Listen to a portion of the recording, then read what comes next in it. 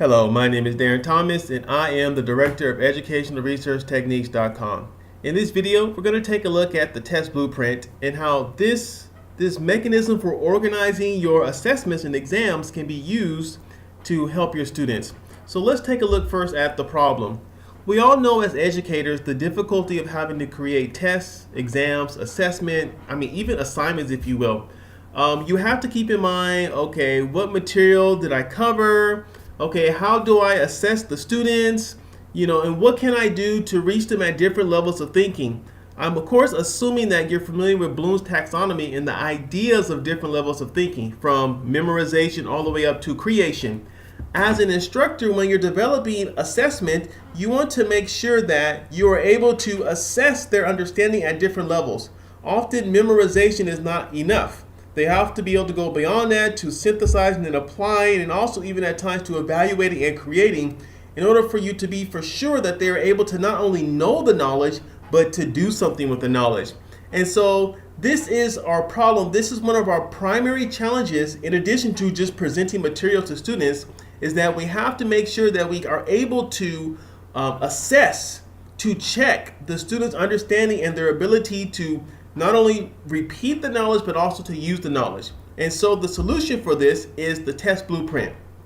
And to put it simply, the test blueprint does basically two things. It provides a map of the objectives that are assessed. So again, I'm assuming something that you're also familiar with objectives, which essentially are the things that the students will do to provide evidence of their understanding. Also, for our third bullet here, the test blueprint provides a map of the different levels of learning that each question addresses. So this blueprint provides you with a lot of information. You have an idea of the objectives you're trying to assess, as well as the different levels of Bloom's taxonomy at which you are trying to assess the objectives. Now, if this sounds somewhat abstract, don't worry. We have an example right here for you. Now, on this page is an actual test blueprint. Off here to your left,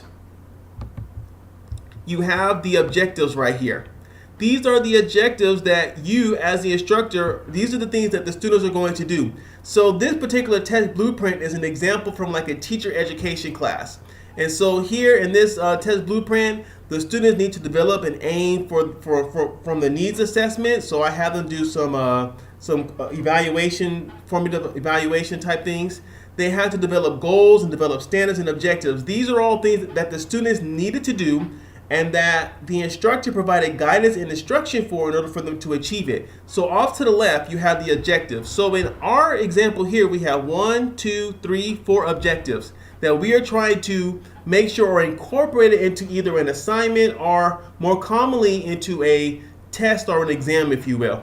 Now, over here, from this right-hand side all the way over, we have some information on the different levels of Bloom's taxonomy, as well as the type of questions that are being used. So at the top here, I have knowledge, comprehension, and application. These are 3 different levels that are found in Bloom's taxonomy. Okay, so I'm not assessing every level. I'm just assessing 3 of the 6 or 7 that are in Bloom's taxonomy.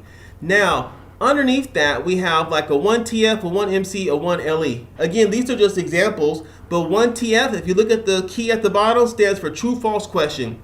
In other words, I have one true or false question about developing aims for a needs assessment. Again, this is an example. I have one multiple choice question that is at the comprehension level, and I have one long essay question that is at the application level. That is how it works there. And then it goes on from there. And so, for example, for developing goals, I have one true or false question. That's the knowledge-based level of Bloom's taxonomy. 3 multiple choice, 2 restricted answer, which is a form of fill in the blank, I believe, or something along. Short answer. Excuse me. Right there, and then it goes on from there. Now, from here, I also can figure out how many questions I have for each level. So for knowledge, I have 1, 2, 3, 4 here, 5, 6. So I have a total 6 questions that deal with knowledge level of Bloom's taxonomy. In the middle, 8. And of course, here for application level, I have 6 questions that deal with application. Very, very comprehensive what is happening here. So that's what's happening along the bottom here. Right here, this level right here. And then over here to the far right, I even know how many questions I have for each objective. So for example, I have 3 questions that deal with my first objective, 5 questions that deal with my second objective, etc. And of course, we even have the percentages that each level of Bloom's taxonomy is addressed, and also we have the percentages here for each objective. So 15% of the questions address the first objective, if you will.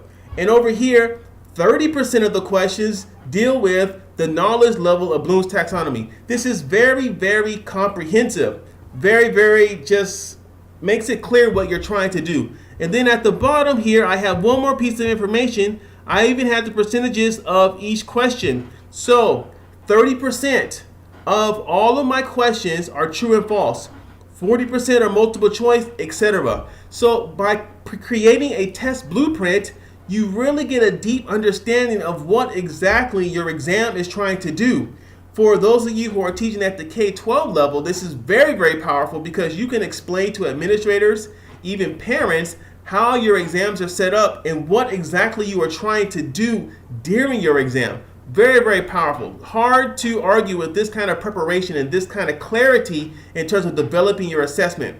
Much more powerful than waiting till the night before and scrambling to pull something together for the exam the next day. Now, this is just a brief summary of what I've already said. The test blueprint, the columns provide you information about the objectives and also about Bloom's taxonomy and even some mathematical stuff, if you will. And the rows explain to you the actual objective and also the amount or the proportion of each level of Bloom's taxonomy, as well as the proportion of how much each objective is represented in the exam. It's really, really a beautiful tool that is especially valuable when you're first trying to get out there and make assessment.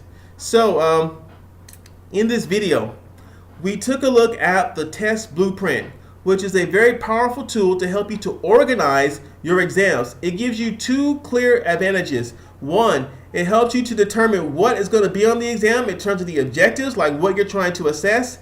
2, it also gives you an idea of how you're going to do it by sharing with you how you're going to try to represent different levels of understanding, as well as the proportions of the representation of how much time you're going to spend on one objective, how much time you're going to spend at different levels of Bloom's taxonomy, and even the weight or the proportion of different types of questions. A very, very valuable tool for educators who are trying to look for ways to clarify what they are doing with their assessment. So, my name is Darren Thomas, and this is educationalresearchtechniques.com. Thank you for listening.